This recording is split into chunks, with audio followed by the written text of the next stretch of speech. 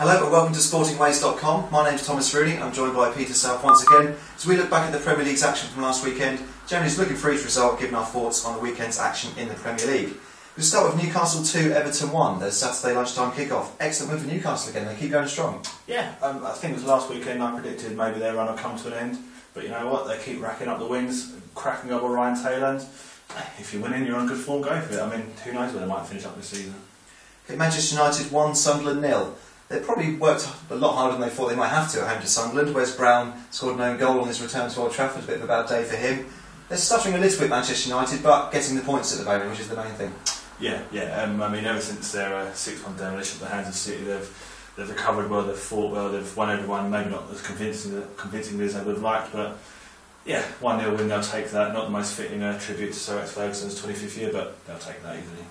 Liverpool 0, Swansea 0. This is a disappointing result for Liverpool again. They drew at home to Norwich recently. I think we said last week that we thought they would take that and then push on against Swansea and probably get the result this time, but they're 18 chances again, I think. No goals. What's going on with Liverpool? A bit of a concern with the lack of goals scored at the moment at home. Yeah, we did say we were worried about their consistency last time round. Loss against Spurs, draw against Norwich, drew United, which is not a bad result, but they do appear to be wasting a lot of chances. They don't seem as clinical as they should be. Perhaps they're missing Gerrard. If Gerrard can come back and set up a relationship with Suarez and Carroll and get the goals come like that, but at the moment still got the quality. They should be scoring goals. Yeah, that's the thing. If you look from 1 to 11 on paper, they've got quality throughout their team. But obviously we know that doesn't translate to a performance on the pitch. So, but credit to Swansea for getting the point. Oh, definitely, yeah. I mean, once again they prove themselves unworthy of a place in the Premier League. They're most people's second favourite side, I reckon. Okay, Blackburn 0, Chelsea 1. Perfect result for Chelsea. It's really what they needed to get there.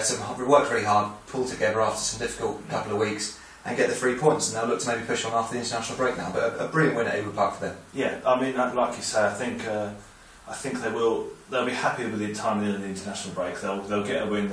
After just horrendous couple of weeks, they'll just get a win, put a full stop to it, take some time off, and come back recharged. And they'll look to pick up where they left off because it's a really good win for them, especially away from home.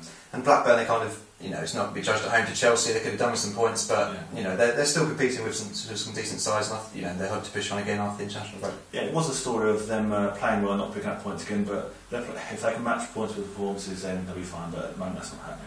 Okay, Villa 3, Norwich City 2 next. As I said last week, I went to this game. Villa probably deserved the win overall, I would say. They sort of converted their chances pretty well. Darren Bent, a couple of good sort of poacher goals, I would say. And Bogler was very, very good using his pace. We made a sloppy mistake at the back, which probably cost us. But we did give it a really good go at the end, which I was really happy about. Because I think previous Norwich teams might have lost that 5-1 when we were 3-1 down.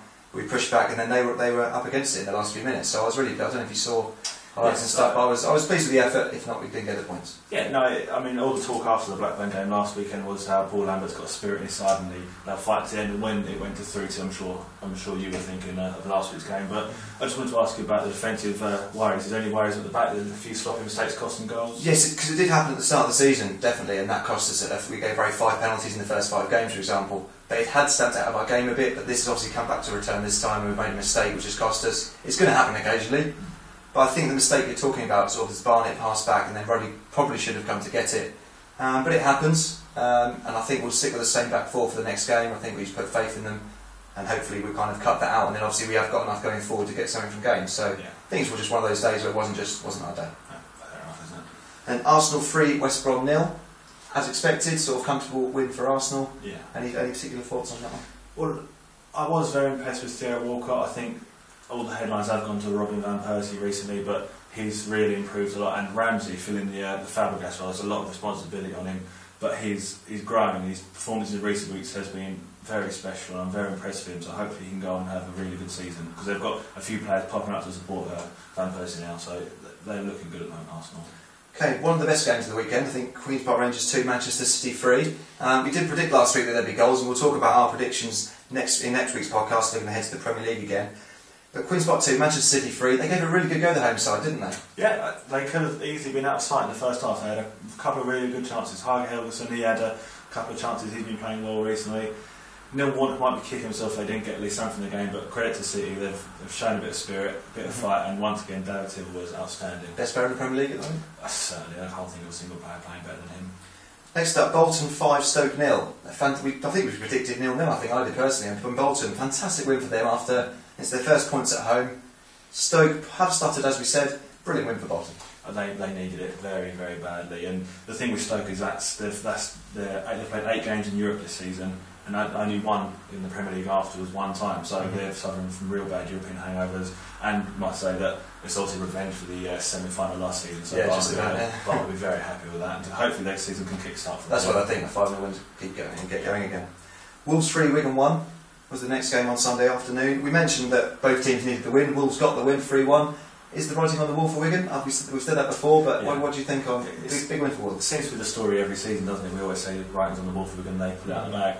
But they've lost 8 games in a row in the Premier League now, and no team has ever done that to survive. So you'd be a foolish man to bet for Wigan staying up, but you never know, do you? They always seem to put it out of the bag. And Wolves, after a bad run, I hope this is kind of they can now push on and have the fans behind them again and good home win. Yeah, I mean, they had form early in the season, they had a blip, so hopefully now they'll think we'll be on that now. And the final game of the weekend was another entertaining one. Fulham 1, Tottenham 3. As we mentioned last week, Peter's a Spurs fan. You must have been pretty tense towards the end, but you managed to grab the win in the end. Yeah, that goal line scramble towards the end was a real tense moment. You kind of felt that they were, if they didn't get a goal then, they wouldn't do, and sort of the third goal was the icing on the cake. It was Fulham were the better side. I'm no shame in admitting that.